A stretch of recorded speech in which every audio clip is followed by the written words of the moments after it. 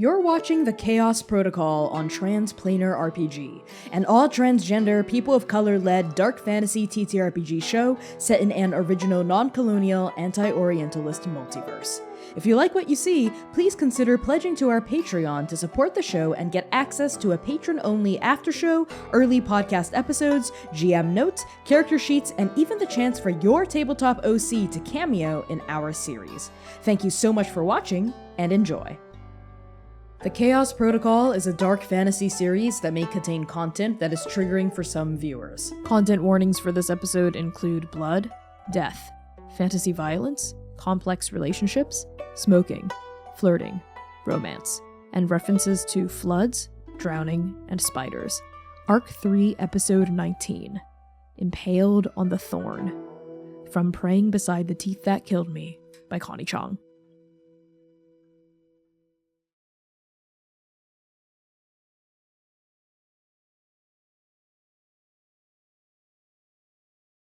"'Tis but the name that is my enemy. We are not ourselves. We are our houses. What is a house? It is not a hand, not the thirst, not eyes, not a face, not any other part belonging to the undead. We call it some other name. What's in a name? That which we call Ro by any other name would smell as sweet. So House Thakrar would, were they not named for the spider. I'm sure you know by now that the first vampires were born here, on the banks of the Red River. Our forebears tell the tale of when the river swelled with rage and wrath and unyielding spite, thick as viscous blood sweeping away the city at its banks. That red tide claimed many lives, but in some cases the claim did not take. 2 men awoke in their graves with a terrible thirst and changed the fabric of Inferno forever. One was a man named Lanius. Metal sprang from his hammer in bright sparks. All who gazed upon his work knew that it was good and divine. They called him the Shrike for his mastery over the building of houses, the building of homes. The other was a weaver named Thakrar. They called him the Spider. Luban and Dianthus found one another in that apocalypse, and they found others like them, those the river had claimed and spat back out again. Together, Luban and Dianthus began to rebuild their lost city, guiding the others who came back for their home. Luban's grand artistic visions and Dianthus's skill with weave and word helped this reborn inferno flourish, as did the reborn who inhabited it. To commemorate their accomplishments and their friendship, they constructed a noble archway in the heart of their new city to serve as a threshold for the glimmering river that gifted them their mysterious immortality.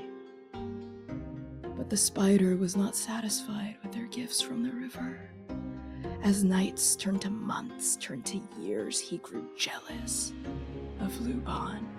How well he roused the other undead, how he forged communities for them, how he built the houses brick by brick, heart by heart.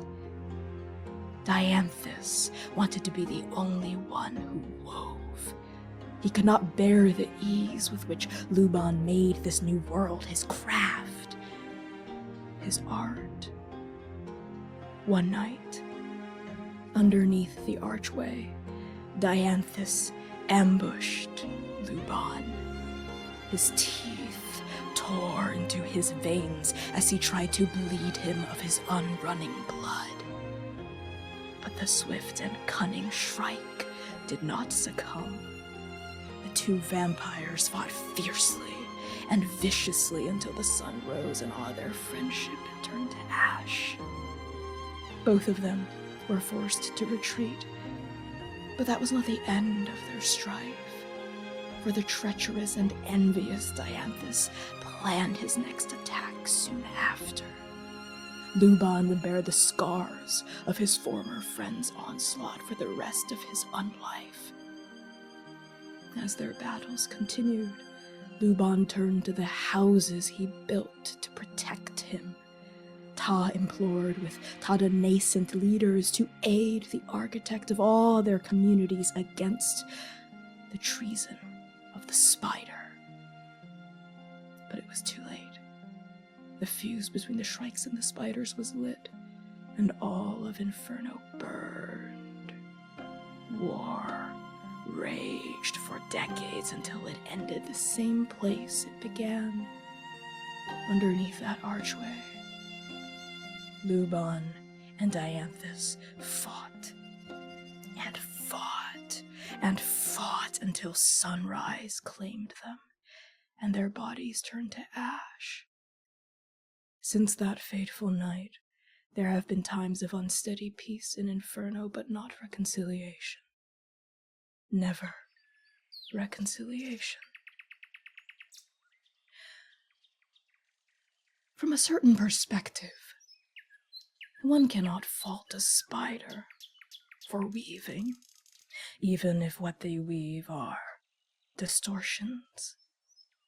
I have long since disabused myself of the fatuous illusions of concord.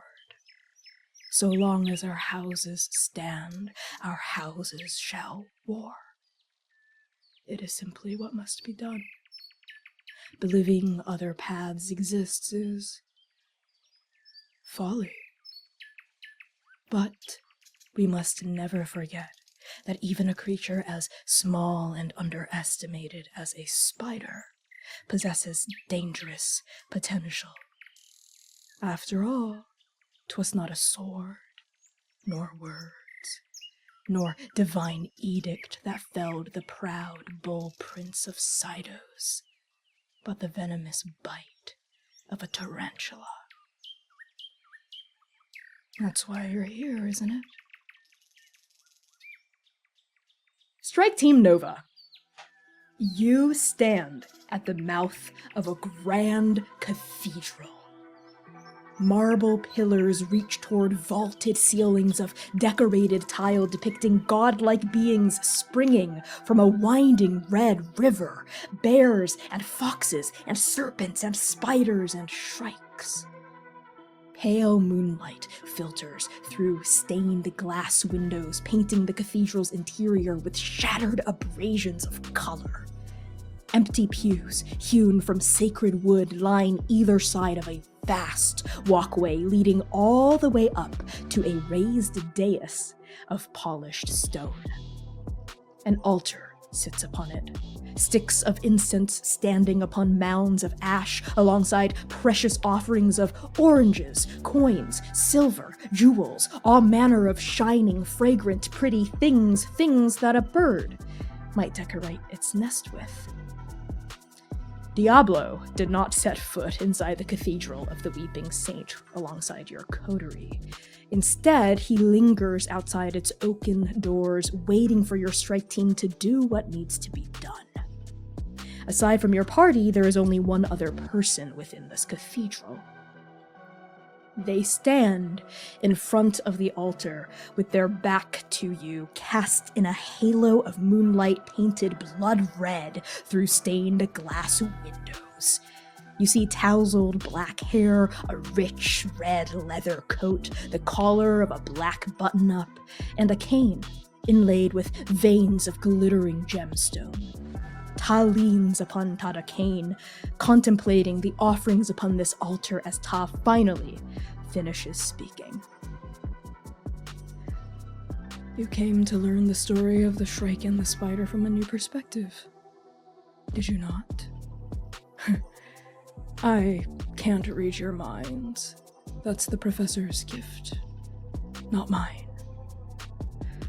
do you think of all that, House Nova?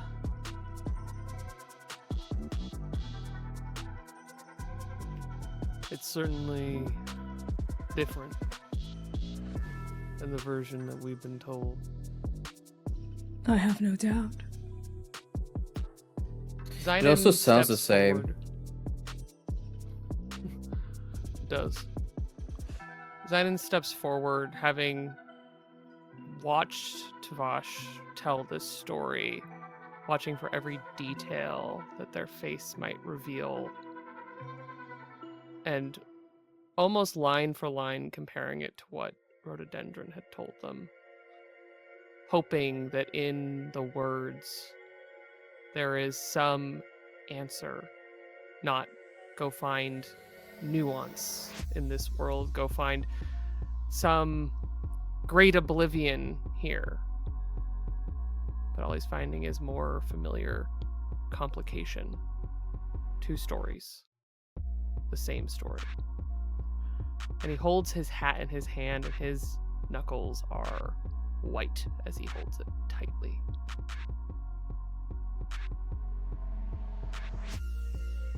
Seir's cracked open. His mind is whirling 1,000 different questions. Not all of them about the Shrike or about the houses. But hearing this story again grounds him back to this reality and not onto where his gaze had been sitting on this entire time, off and on. Lumièra.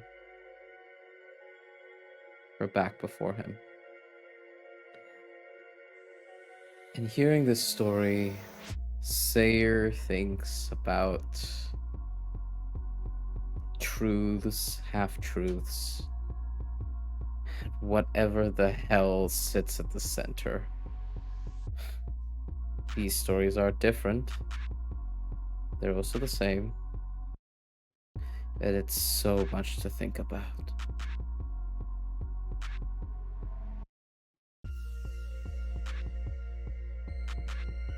Lumièra's been listening. She's also been taking in her surroundings. Taking extra special care to look at the altar that's in front of her. If she knows anything, she knows that people by nature, especially here in Inferno, they may not outrightly lie, but it is a lie of omission. And so, if anything, you see the clock gears behind her eyes turning. Because the thing about lies of omission is that if you pay close attention, there's overlap. And then there's overlap, there's truth.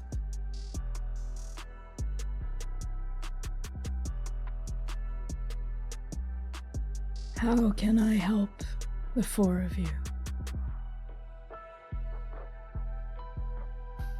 Well, that was helpful. Thank you for telling us a different story. I Spiders figured I'd weaving. open our introduction with a little bit of story time. We're rather sentimental about narratives here. All the different ways we can build a story together, a mythology. You know, cathedrals, shrines, temples, they're just monuments to mythology in one way or another. Put a god inside a building and call it holy.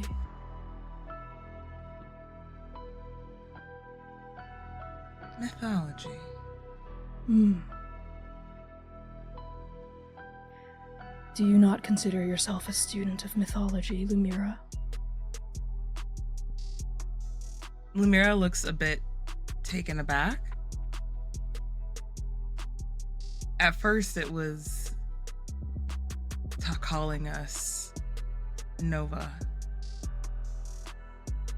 Now, personally, each or more specifically, her name. So her eyebrow quirks. She settles her weight on her back foot, and she just stares. Not menacingly, questioningly, skeptically.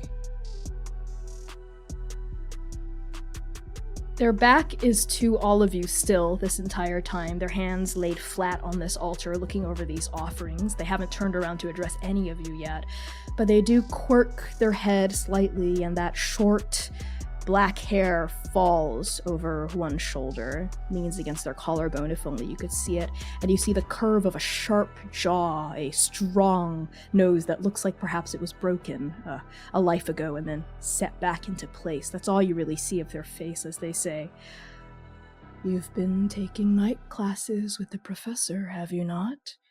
She's truly a genius, an erudite, knows pretty much all there is to know about psychology and the critiques thereof. Would you not agree that psychology is just another word for the stories we tell about ourselves?" I would more ascertain that psychology is less the story that we tell ourselves and more of the truth that lies behind the lies we tell ourselves. What is truth but a lie repeated so frequently it just becomes reality? That sentence lances Xainan through, and he scrambles, looking at all of the divine places here, looking for any shred of divinity in the images in the glass in the river, and then back to Tvash's back.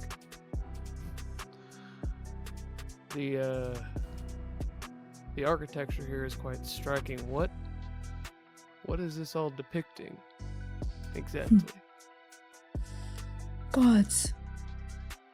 Ancestors. And Xainan, you catch a glimpse of a shard of crimson on their face, and you realize it's their eye. Their right eye as they look over their right shoulder, shielded halfway by that chip of tinted glass that is their spectacles.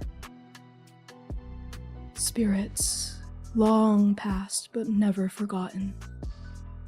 These are the gods that we tithe to, that we pray to, that we hope for, that bless us, that curse us. Your god is legacy.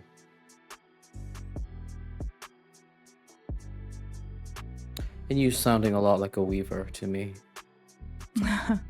Builder, weaver, different names for the same thing, don't you think? Is that what you think? That builders and weavers are the same? I think, Seir, that the more closely you look at the houses of Lanius and Thakrar, the more similarities you will find. And within those similarities, you will also discover irrevocable, unbridgeable chasms of difference. Chasms that opened a long time ago. Chasms that time itself never heals, but widens only ever further. Something legacy. The betrayal, the original one. Yes. From the place there, where all unbridgeable. of this began.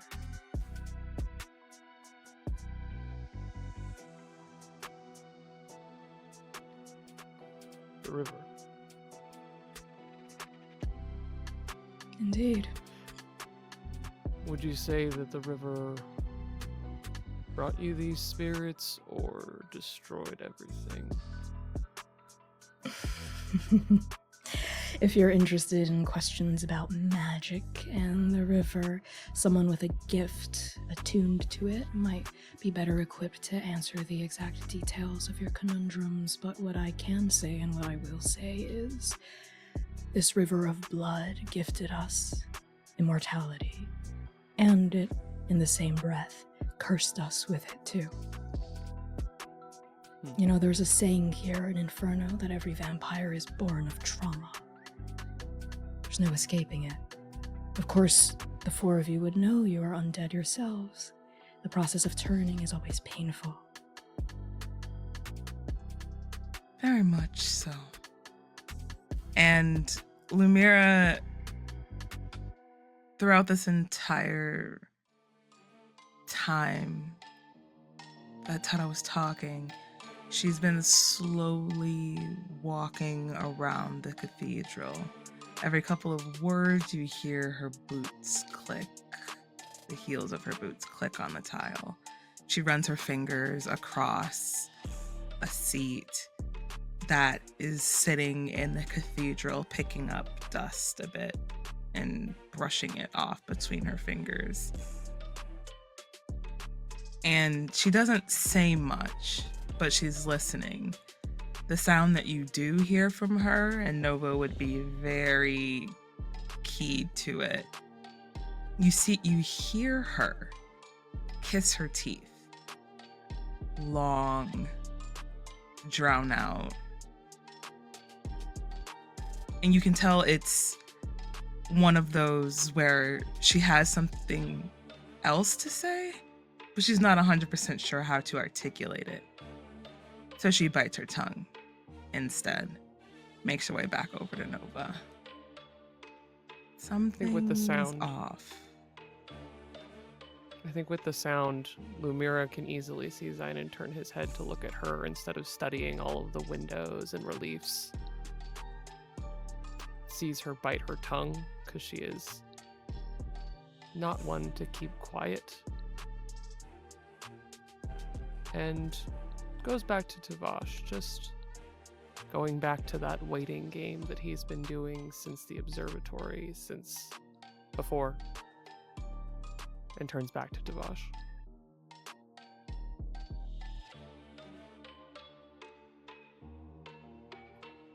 Of course, Seir So- catches. Sorry. Go. Of course, Seir catches the sound that Lumièra makes. And there's a moment of hesitation before he approaches a step or two further, closing the distance between them.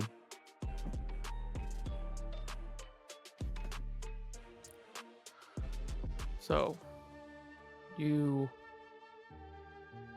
houses, your long-lasting fight that no one seems to remember exactly how it started, but you know the tale, you know a version of it. But I've been warned, not trust a shrike, lest you become the thorn you impale on, something like that. And now you're telling me that spiders weave. You can weave a home, you can build a story. Sure. Of course you can. So how much of it is true? Luban, Dianthus, the river, the bridge, or the archway. Well, all of it. None of it. Luban and Dianthus certainly existed. We have records of that. We have graves we can point to. I myself am a direct descendant of Luban. Ties in my blood, you see. But unless you have a means of turning back the wheel of time, there's really no way to see exactly what happened. All we have are the stories that sustain us. And the graves, the first ones? Or did you bury the ashes? Well, the ashes were taken by the Red River. That's what everyone says. Swept down its crimson tides, out to the ocean forevermore. That archway. They're actually did, just though? gone. Go ahead, Lumièra. What if we did, though? Lumièra turned sharply.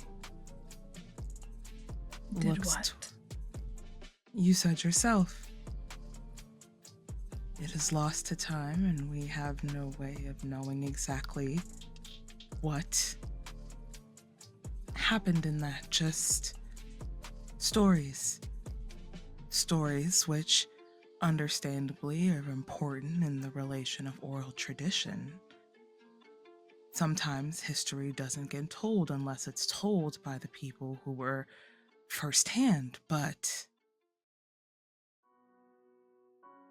if there was, hypothetically speaking, And Lumièra steps out from between the seats, kind of unintentionally and not even noticing, taking the leading point between Nova. She looks at Tvash, looking up at the cathedral. Hypothetically, if there was a way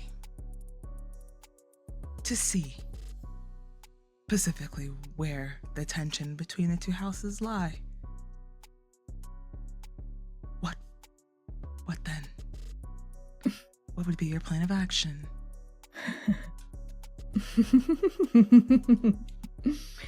And Tvash finally turns around. Their face, their shoulders, their body silhouetted by that halo of perforated crimson light shattering through that stained glass window. They almost look angelic, demonic. And you all finally see their face. And what an intense face it is, all angles and hard edges, sharpness with no give. They have medium brown skin, those blood-red eyes like chips of avarice, those rounded, tinted spectacles, that elaborate glasses chain, and that laugh, that double-spoken laugh that at once sounds false, sounds like it doesn't quite reach their eyes, but also in a deeper way sounds true and rings through their entire being. They lean against their cane and against the altar as they consider you with a new kind of look in their inscrutable face, Lumièra. I'll entertain your impossible proposal if I were to feast my own eyes upon the truth of what actually happened between my ancestor and rhododendrons. I suppose it would depend on what I saw. Who actually betrayed whom? And Lumièra nods at that,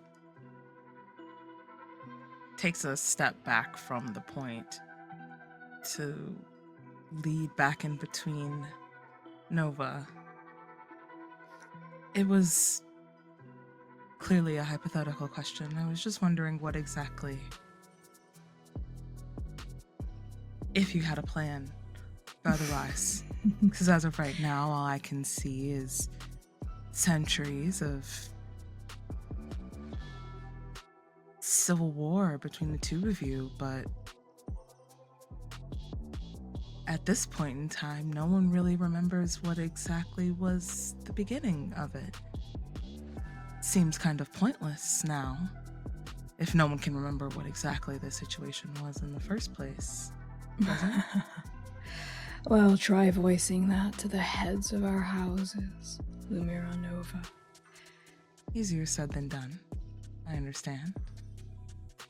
The origins of our feud may be lost to the ravages of time, but every strike has been paid back 10-fold, and 20-fold, and 100-fold.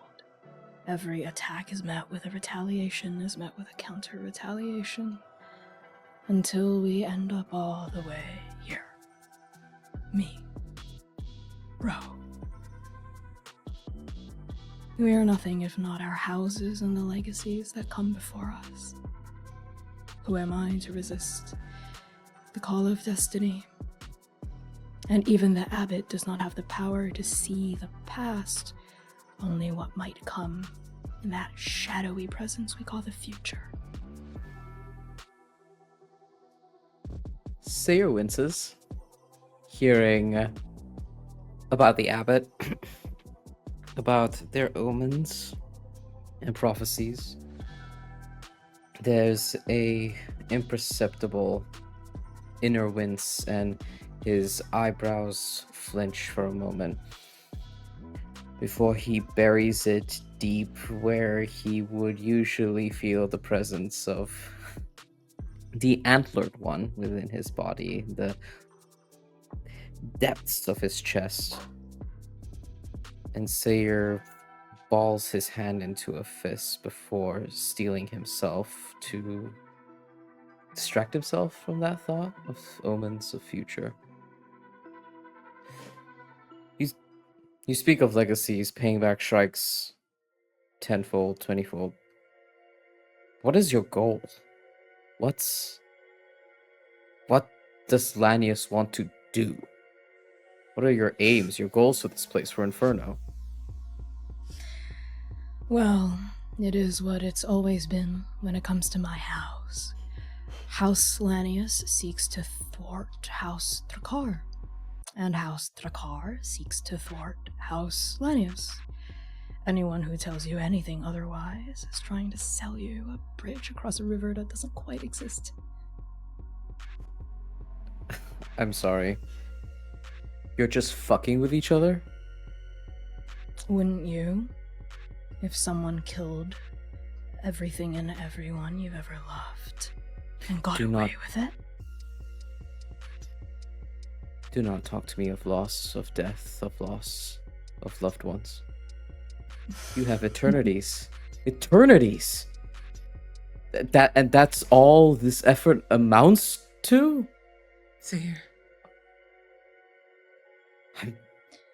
You tell me not to speak of loss of loved ones. You are standing in the cathedral of the weeping saint, she who mourns for those that have been forgotten. There is no better place to speak of loss of loved ones. I mean, it's why I built this cathedral in the first place. I designed it to bring out heartbreak. Yes, Lumièra. I think when Lumièra feels Seir start to get worked up, she steps forward and you feel her hand grip your shoulder very tightly, reassuringly. But it's definitely a warning. Temper.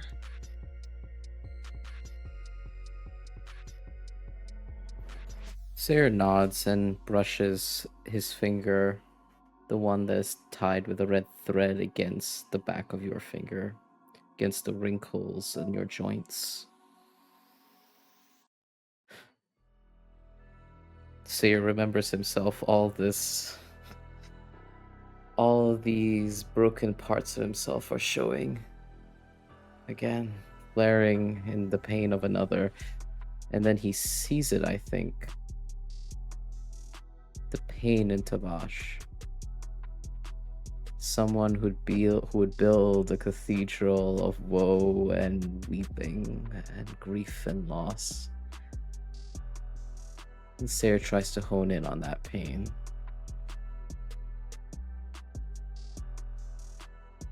Seir, are you trying to peer kind of deeper beneath that mask that, unlike Rose, seems to come truly effortlessly to Tvash? Yeah. This whole time, they're kind of disaffected demeanor. Like I said, it's a doublespeak. It is both a performance and it is genuine. So it's going to be quite difficult to see what is really driving them, what pain, what tragedy, what heartbreak, but you can attempt regardless. I would love to attempt that. I believe in Seir's mind, Tvash's disaffected nature is getting to him. It's frustrating him. Okay. And he's looking for something. Love that. What action are you invoking? Let me remember. That's... Mechanics! I would have to say, Play a I have game? to say survey. I have to say survey. Survey? I have to, Okay, yeah. that makes sense. Mechanics? Rules? That makes sense. We have Yeah, those? rule. Yeah. This fun little I'm game, going yeah. to say your position is controlled because you're not like putting yourself out there by just looking at them. Your effect is going to be limited. How many pips do you have in survey? I have one. Okay.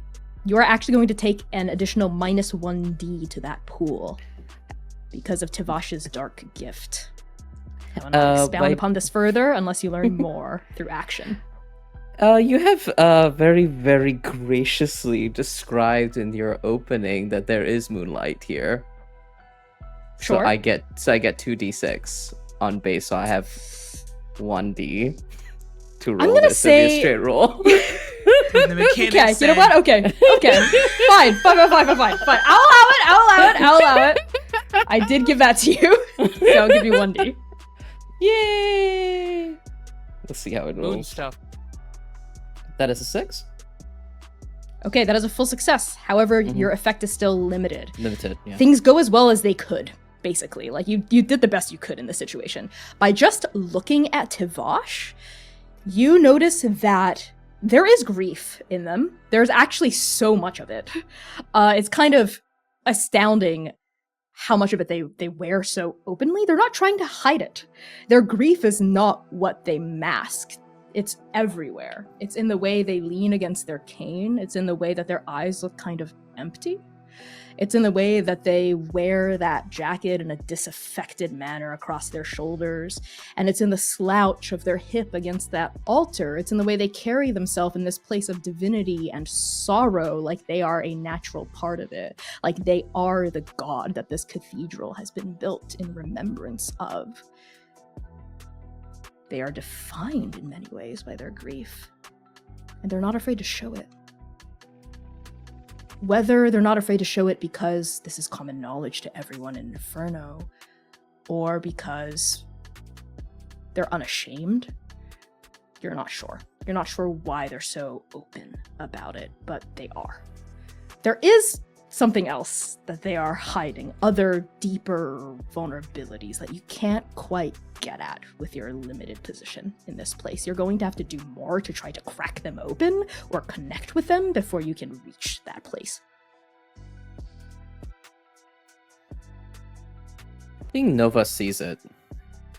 The temper that Seir leapt to first, stilled by Lumièra, and it's further stilled by something else. He's seeing something in this moment.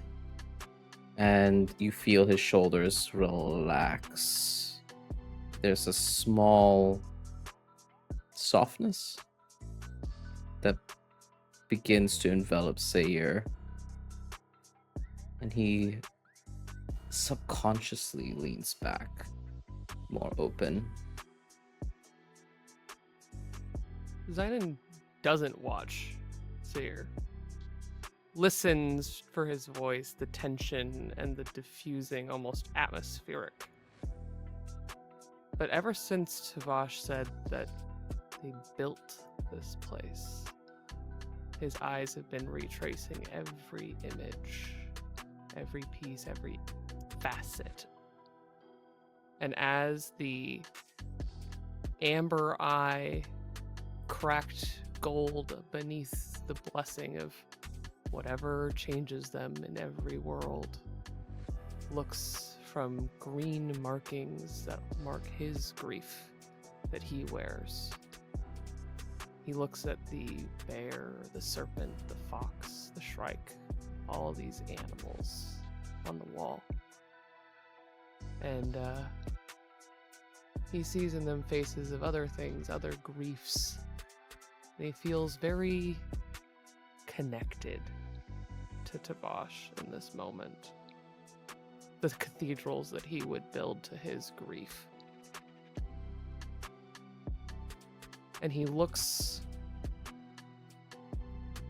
back to Tvash over his shoulder.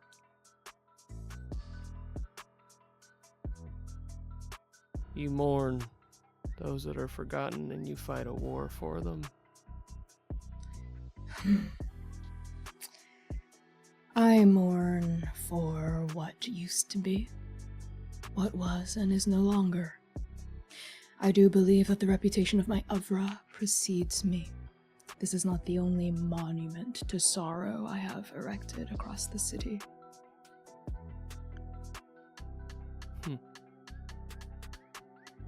You have more. And during all of that, I think when Seir leaned further into Lumièra's touch, she was gently gripping and massaging his shoulder.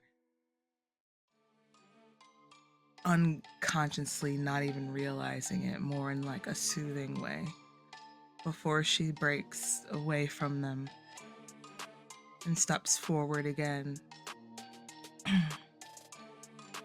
But as she steps forward, you can hear it. It's audible. It kind of almost, it's loud enough to where it rings across the cathedral itself. She takes a deep, deep inhale through her nostrils. She is in a cathedral, after all. I'd like to use my dark gift, please. Okay. So Tvash has to share a small secret. Small secret, +1 of study. Lumièra has never taken her eyes off Tabbet. Yes. So something you've noticed this whole time, especially after Tvash reveals that they are the architect of this literal building that you're standing in, as well as the architect of very many other structures across the city, a face swims into your mind's eye, a face that you've only really encountered once in a dimly lit catacomb in the midst of the bloodbath. A woman's face, Aditi Lanius's face. That was a woman who was so strong and commanding, a woman who you get the sense could get anyone to do anything she asked, most certainly her own kin, her own child, her own heir. And yet Tvash and Aditi are so different. Even in this moment, that small secret, that little give that you notice is that there is some sort of gulf between mother and child. Even as they stand in this beautiful building that Aditi Lanius no doubt extended the labor to help create, there is that chasm. And then Tavash's blood-red eyes snap to you, and that moment of connection breaks. Because part of your gift, of course, is that they realize what you've done. They've inoculated themselves against the poison of your bite. But they don't seem upset by it. They seem amused, slightly impressed, as they smile at you, seeing it. Well, what did you notice, Miss Nova?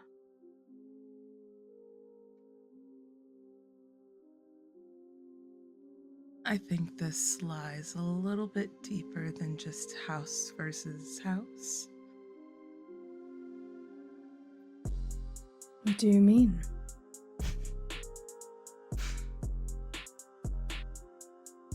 I would be remiss to expose what little truths that we hold dear. Everyone has a lie they tell themselves. That's true. Or a truth that we may not necessarily realize is a lie just yet. You can share what you've noticed, Miss Nova. I promise you my feelings are not that fragile. You and Aditi. There's a rift there. A separation, a wall. Why is that? Again, we have just met, so I would completely understand if you didn't want to explain further towards people you just met, but I like to think we're all friends here. Now. Well, I don't know if we are friends, but I have no motivation to lie even to strangers. Acquaintances. What the hell, right? You're not wrong. My mother and I have a complicated relationship. That much is not necessarily a secret to anyone in Inferno. I am, in many regards, heir in name only. We are stuck with each other, for better and very much for worse. Do you resent Name that? only.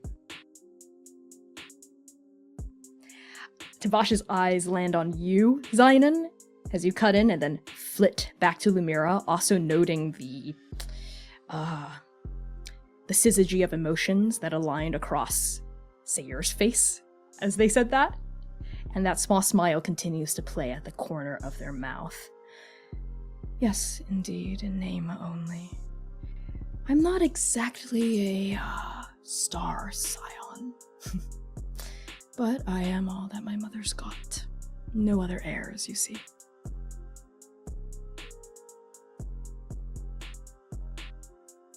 Do you stand to carry on your family name as much as Rhododendron? Rhododendron is a fascinating creature. And for the first time, they stall briefly as Ro's name plays on their mouth like it cuts them, like it draws blood. And then they pull themselves back together, like stars realigning themselves after one drifts out of rotation, and they turn back to the altar and they start rearranging things on the shrine, putting things away. And as they speak, they say, Rhododendron has decided to take up the mantle of their mother's cause, this new tapestry that the Thakrars claim they will help lead in the weaving of. It is my understanding that they have a gallery opening coming up in just about a month or so. They've been collecting bids of loyalty across the city, and it has fallen upon Rhododendron's shoulders and their nascent crown to make sure that the opening goes smoothly. Like I mentioned earlier, House Thakrar and House Lanius only really have one goal: to ensure the undoing of the other. Now the spiders might fashion themselves as paragons of a new era, but that's that beautiful lie that Miss Nova so eloquently identified. The truth is that they're doing that to weave us out of the story. You can ask Rhododendron what place the Laniuses have in their new inferno. I'm sure they'll give you a lot of pretty words that amount to exactly what I'm about to tell you, which is that there is no place for us at all.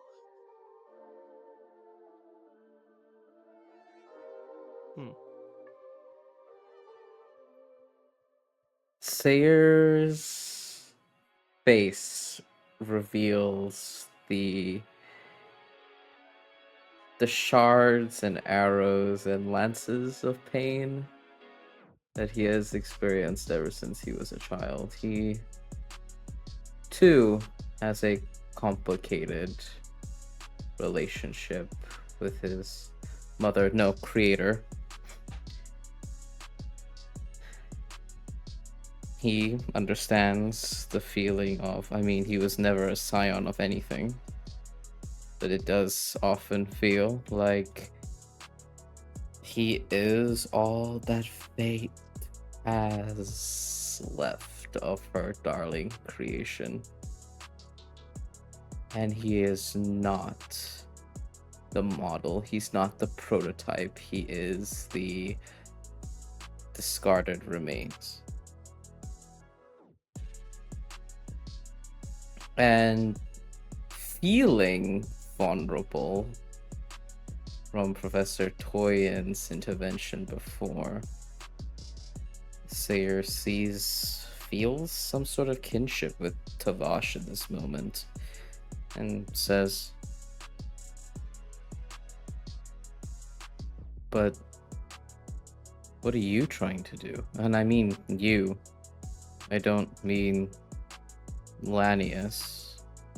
I'm sure you have concerns for your house and stuff and all this bad blood with the Thakrars, but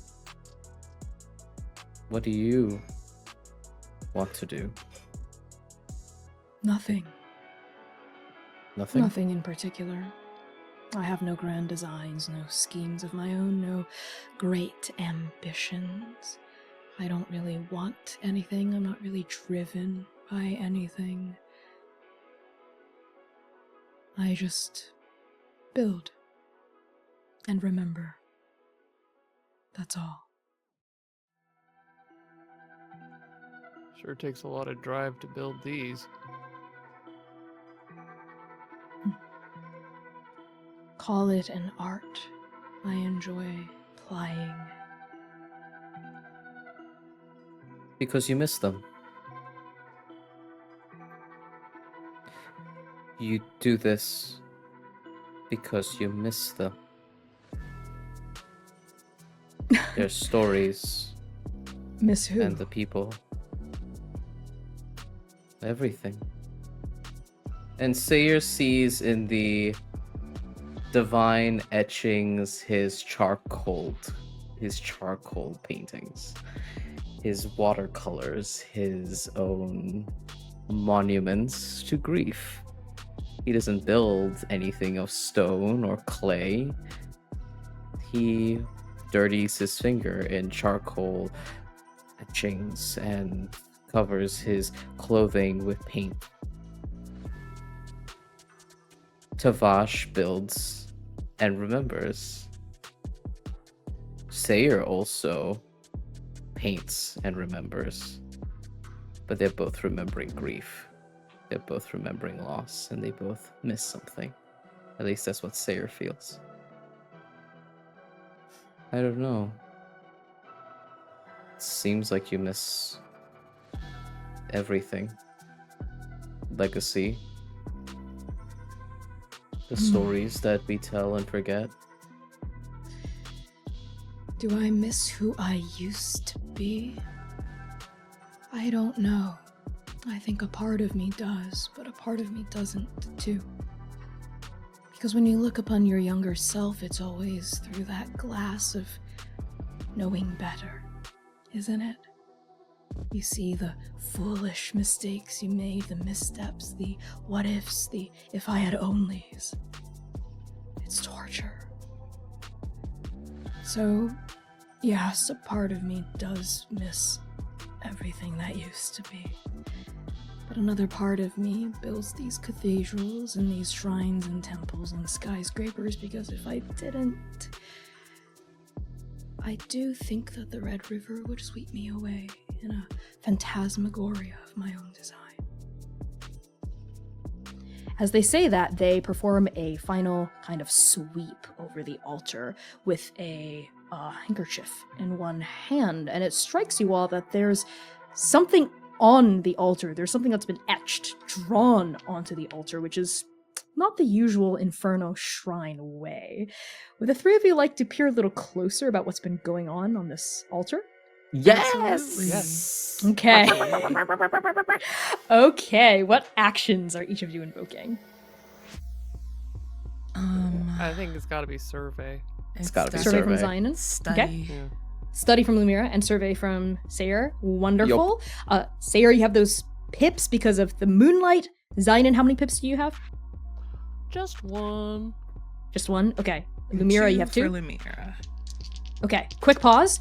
I'm going to set the position and the effect, as well as all of you are also going to cut 1d from your pool because of that same situation going on with Tvash's Dark Gift. The position here is going to be controlled. The effect will be standard. Val's face. Okay. Oh no, are we It was- experiencing the dichotomy of Val's dice again? Yes. Yes, we do. We have chosen the narrative funny choice the dice have. Okay. Heard and noted, dice. Seir, what did you get? A 2 and a 1, and since I'm cutting one, so it's a 1. It's a 1. Oh my god, that's a crit fail. Well, no, not a crit Everyone- fail. That's just bad outcome. Yeah, that's just bad outcome. Everyone mark it in your bingos. I'm sure you have one. Go mark it. The crit failure. Do it. You're Not welcome. a crit fail, because crit fail is only if all the bones turn up 1, which there was a 1 and a 2. Oh, great. Not Yes. a crit fail. Take that off the bingo. What about you, Xainan?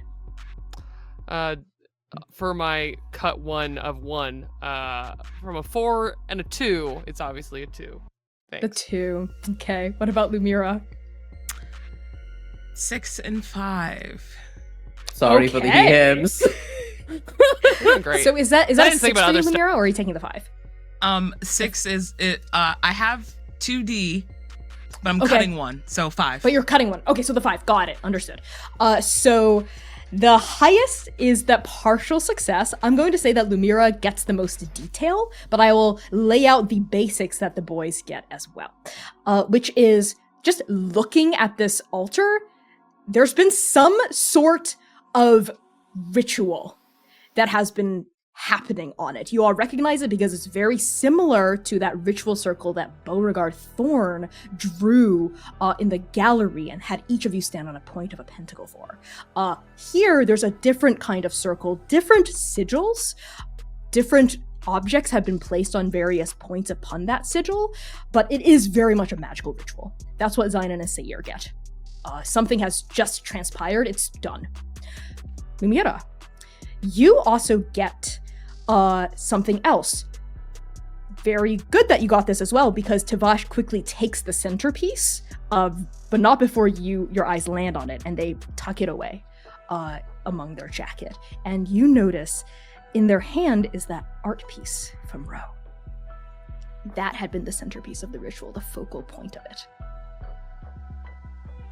That art piece that Ro had given to Bo and Mav to deliver to Tvash. They tuck it away into their things very casually and elegantly in a single swift motion. And they blow out a few candles that had been lit on the altar. Lumièra, you also notice some freshly spilled blood that had been dribbled on each of the offerings placed across the edges of that sigil. Forgive me, Lumièra states out loud. She turns her attention to Tvash, her arms crossed, not confrontationally, in front of her. Again, very quizzically and skeptically, eyebrow quirked, as high as these stained glass ceilings. I don't buy it. Permission to speak freely, that is. That is not my permission to grant, Lumièra.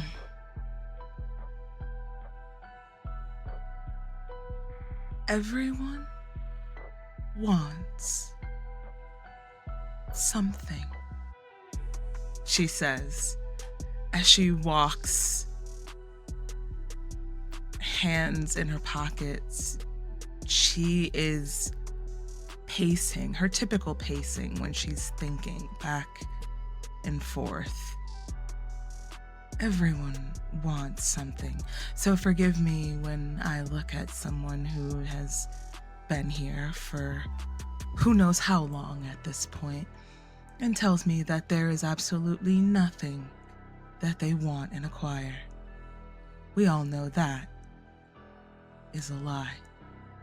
And one thing I'm not a big fan of is being lied to my face, so we'll try this again. Tvash, what do you want? Not Lanius. You. I wanted something a long time ago, but I'm afraid the opportunity, the window is closed on that. I have been rather munificent with my time here and my stories. I would be happy to discuss more with the four of you, but I'm curious. Since I've been indulging you, I ask that you indulge me as well. What do the four of you want? What is your goal here in Inferno? Are you spiderlings, or do you claim your own house, apart from the Thakrars? My goal here is simple. I've been presented with the task, the opportunity to pave my own journey, find my own path, and make my own decisions. That is what I want. Agency. A commendable thing to want. Who doesn't want to be in control of their own destiny? And what about the three of you?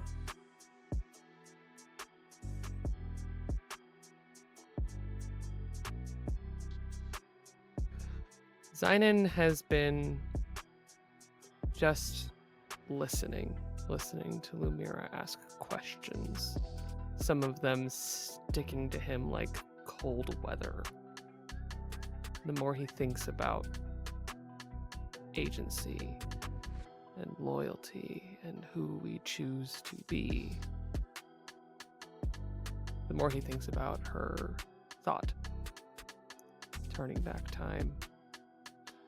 Why hasn't she done it yet? And finally, he looks to Tvash.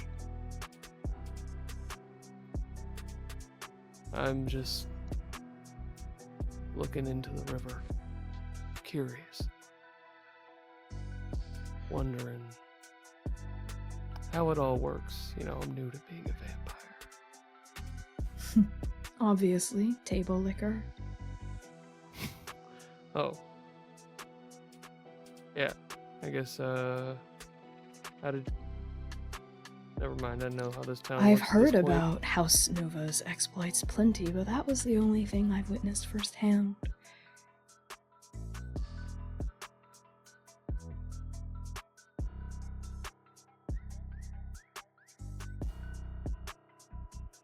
You're muted. You're muted, Kai.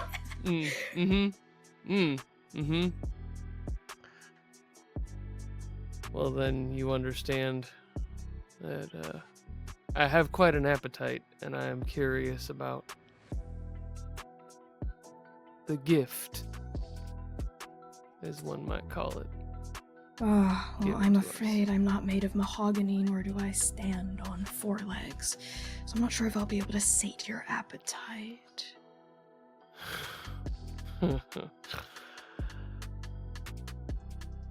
There's a small smile on the edge of Tvash's mouth as I say that, and a glimmering of fang. But tell me, what other appetites do you seek to slake? I'm a man curious, wandering a world full of questions. It occupies the mind. Well, in this world, there are more questions than there are deaths, I'm afraid. Well, It's just the way of I Inferno. seem to be collecting both. And what about you? And Tada eyes fall on you, Seir. What do you seek?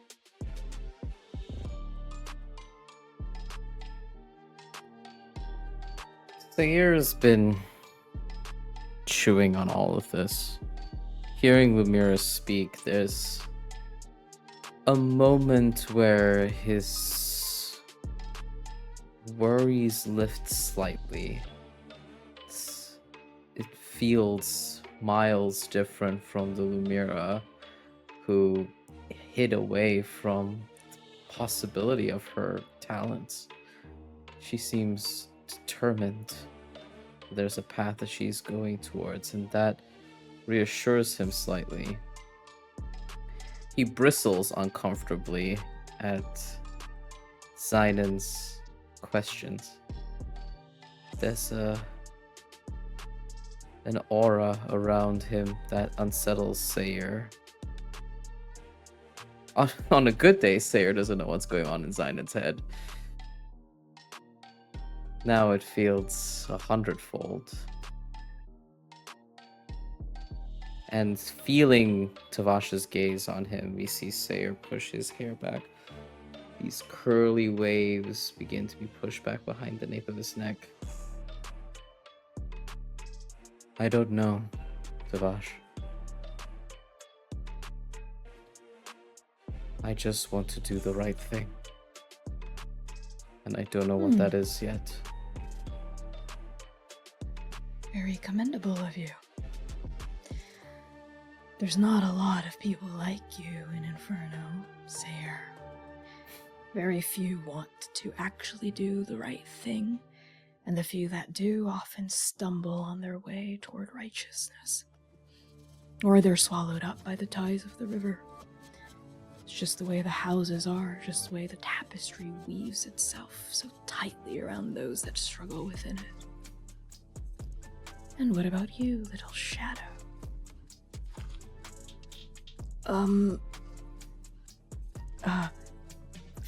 Family, I guess. Seeking family?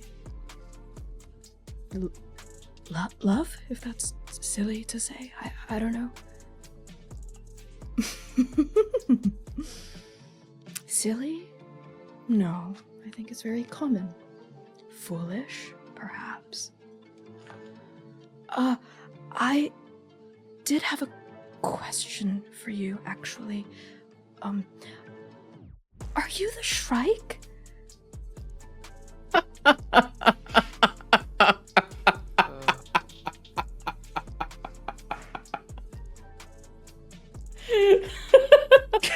Yinghe, my beloved, please never fucking change. You're absolutely perfect. I love him so much. I love him so Literally much. at the question, Xainan's whole head, he's been so serious and very intense, just like hangs his head a little and shakes his head ever so slightly, trying not to laugh. You see Lumièra playfully, like, her head lolls back just a little bit, her eyes roll, but it's definitely more endearing than being absolutely frustrated as she would be with the other two. I see how it is. It's fair. That's fair and valid. That's Yeah, fair. Very valid. that's fair. Seir softened very visibly hearing Yinghe talk about family and love, and was turning his entire gaze onto Yinghe to fully take in what Ta is saying. And as soon as he says that, Seir blinks twice at Yinghe before chuckling a little bit, smiling, and then very quietly reaching for Tada's left hand and just like threading his fingers between their fingers and squeezing. Yeah, Yinghe returns the gesture and squeezes. They look a little confused by Strike Team Nova's reception to their question. Like, weren't the three of you wondering that too? Like, they're completely, like, whoosh over their head.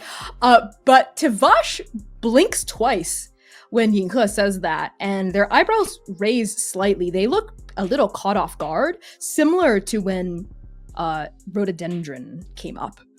But then they settle back against the altar with a small smile once more, and they say, Only one person in this city calls me the Shrike. There's no one Shrike, of course. We are the Shrikes, plural. There are many of us in House Lanius, but only a single individual claims that name for me. So all of the strikes are in Lanius. Yes, But it's what we there's refer to ourselves as a collective. The one Thakrars are specific. spiders, Kuatuni are bears, etc. But there's one Shrike. specific Shrike. And that is you? Called by whom? No, I wouldn't say that the rest of Inferno knows me as just the Shrike. But they do know that that's something Rhododendron Thakrar calls me. Used to call me. Still does. Something of a pet name. He denies Derisive it. sobriquet. I asked. The Shrike. They said no.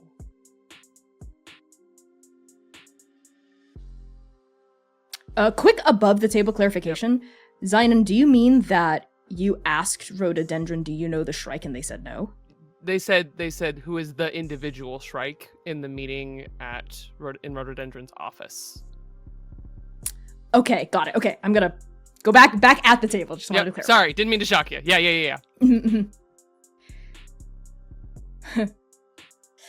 Well, then they were weaving. Disguising something. That's a moniker they are very well acquainted with using. Just as I call Rem the spider.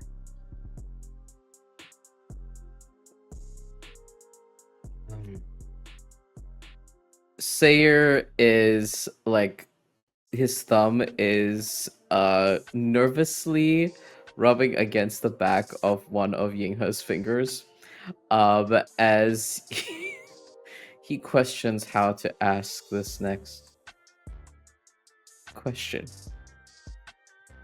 because it feels oddly intrusive yet important. So, what exactly happened between the two of you? There's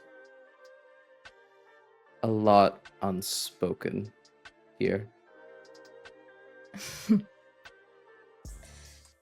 That is a story with a beginning I can recall with absolute clarity. But its origins are not here. Not inside this cathedral, not under the watchful gazes of the weeping saint. No, the origins of our tale lie elsewhere. I'll show them to you. Come.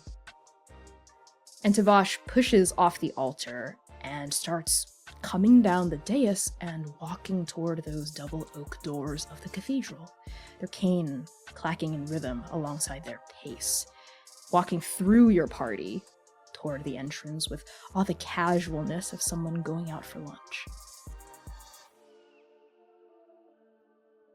The sound of leather-soled cowboy boots follows. One and then the other echoing around this holy place of grief. And Xainan walks, hat in hand, until he crosses the threshold. He puts on all the dust and ghosts and grief, and follows. I think Tvash only takes a few steps. The clicking of Tada's cane on the ground of the cathedral then rings out before Lumièra's noticeable steps. The heels of her boots fall in line, following the rest of them, Tvash and Xainan. Probably Seir and Yanhuan pulling up the rear,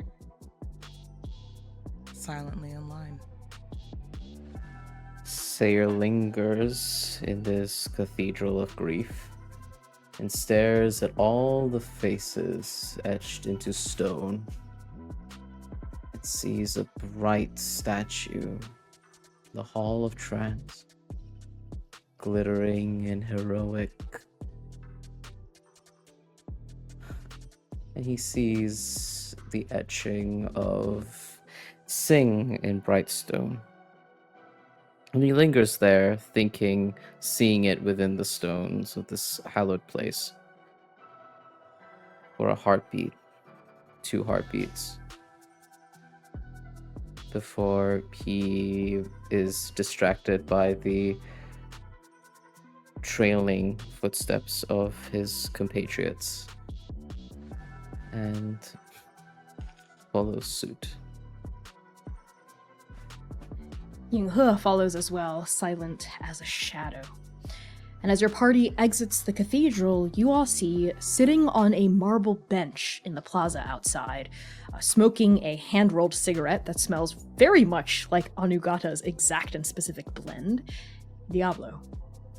As Tvash exits, Diablo stands and looks at the Shrike, who pauses and goes off for a quick sidebar with Diablo that neither of them exactly tried to hide or mask from your party. And Diablo says, taking a drag from his cigarette, "Done already?" Not quite. I'm taking them to River Hill. And there's a pause as Diablo takes this in. It seems to be some news, and we see a bit of concern flit across Diablo's face as they say, Are you sure about that? but Tvash only smiles.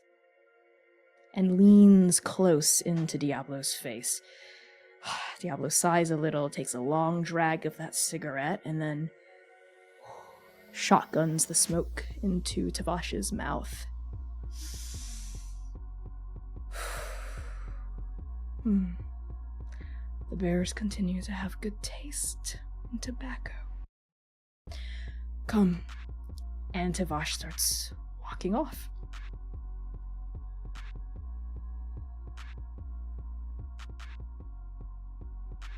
Xainan watches that exchange a little too long and a little too. Of course you fucking listening do! to the words.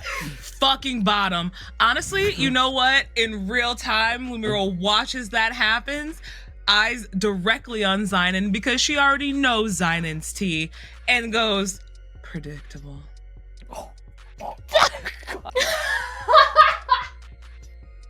He doesn't even notice. He doesn't flinch. Of course he doesn't. Of course he doesn't. We missed this exchange, I think. Seir lingered too long in the hall, and there's just a weird energy in the studio for Seir and Yanhuan to arrive too. As your party walks away from this plaza that the cathedral's built on and follows Tvash through the winding streets of Inferno, there's a fluttering of wings as Xainan, you see Dante, the crow, alight on a nearby fence post, kind of look at you with one black beady eye. Xainan lets out a very high-pitched whistle and just kind of nods towards Dante. There's a as if that was all the invitation Dante needed, a fluttering of black feathers and then sharp talons kind of alight gently on your shoulder as this large corvid starts resting on one of your shoulders. Xainan immediately holds up a hand to invite if Dante wanted to groom himself on Xainan's fingers. Oh, and he absolutely does, indulgently, like he's a lap cat, just like starts grooming his feathers using his beak, zipping up everything across his body. And as your strike team follows Tvash with this crow amongst your ranks, you get a brief chance to confer amongst yourselves, if you would so like, amidst flashing signs and light-streaked pavement. And clouds congregate overhead, blotting out the moonlight as a light drizzle starts raining down on the streets around you.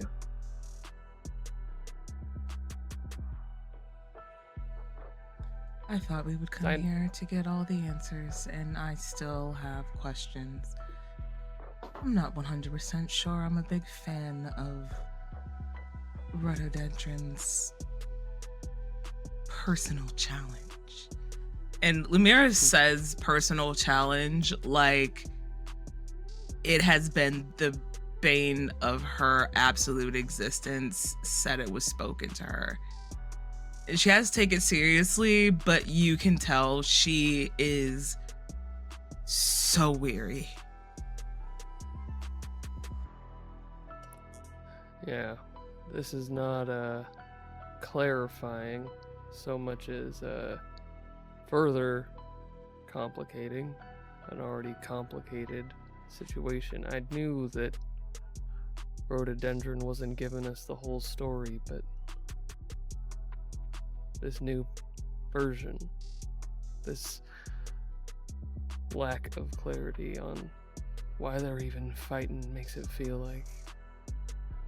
And the word rears its head in Xainan's mind and he pushes it back. It has to be enough to just push it back. I just want answers. And if there isn't one answer, even if... And he nods towards Tvash. They are the Shrike. How do we bring them together? There's no together here. There's an exhausted sigh that turns into a grunt from Seir behind the both of you as he pipes up. I didn't think we would get the whole picture, but this is almost ridiculous how incredibly complicated Inferno is. The pain in Tvash feels real. And whatever happened between the Shrike and the spider, maybe that'll help us. Maybe in all of this talk of betrayals, backstabbing knives, that there is something else to this story. Maybe. Or just more answers. And Lumièra bites that out between her teeth. You can tell she's frustrated. Not only is she frustrated, she's reaching her limit. And you hear the clicking of her fidgeting with her pocket watch for a second before it blurbs out of her mouth before she even gets a chance to stop it. I'm so exhausted with people telling me to find answers and never actually giving me any clear clue of how to find them in the first place. It's like, where are you supposed to even start to find this information? Hey. Xainan steps closer. The question that he had on his tongue, the one that he keeps wanting to ask her. It's now been days in Inferno and he still doesn't have an answer as to why she didn't use time magic, why they weren't in a liminal on that roof, why she hasn't answered her own question about where this all started. But that goes away when he sees her frustrated. It's alright. Trust in each other, right? We got this. I'm trying so hard. Seir wants to say something, but the words fail him. He doesn't know what to say. What he's meant to do, the mantle of protector doesn't fit here.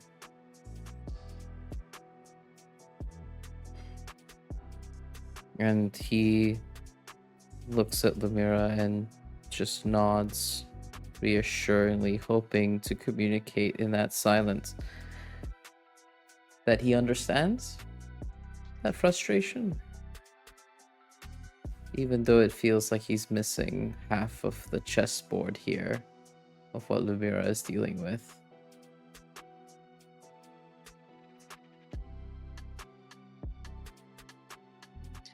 As your strike team follows the Shrike through Inferno's winding streets and now rain-slicked pavements, Tvash eventually does slow down. And finally, all of your eyes alight on the place where all of this began. And we're going to take a break there. So thank you all so much for tuning in so far to episodes 19 and 20 of Arc 3 of the Chaos Protocol. We will be back in just 10 minutes. Enjoy the word from our sponsors and the music on the waiting room screen. We'll see you soon. Bisho.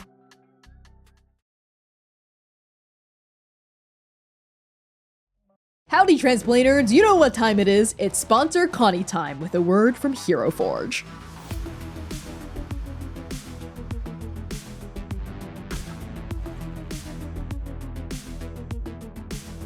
Hero Forge has officially leveled up with kit bashing. When you become a pro member, you can place up to 20 more items anywhere on one of your Blorbos with their own independent scaling, rotation, and movement. You can make your character look exactly as they should, even if the specific clothing or accessory option isn't available at the base level. You just have to get a little creative. And because I love you, transplanters, here's a special sneak peek at a kit-bashed version of Oblivion. Just look at those wings and that base. This would not be possible without the power of kit bashing. The combinations are literally endless, and you can print your kit bashed Blorbos as plastic minis, standees, digital STL files, or even Hero Forge's brand new color statuettes. Color statuettes are twice the size of a regular mini, and just look at this. I mean, look at how massive this is, and especially in comparison to a regular mini, you can really get into all the nooks and crannies and details that wouldn't be as apparent on a regular sized mini. Just look at how Oblivion dwarfs Oka here. And also, if you're a GM, consider busting out one of these bad boys during a boss fight to really get your players shaking in their boots. Oblivion agrees. Unlock the true power of Hero Forge with a Hero Forge Pro subscription starting at $3.99 a month. Get in there and start creating at bit.ly/transforge. Now, let's get back to the show. Or more likely, just more of the waiting room. Trust in her will.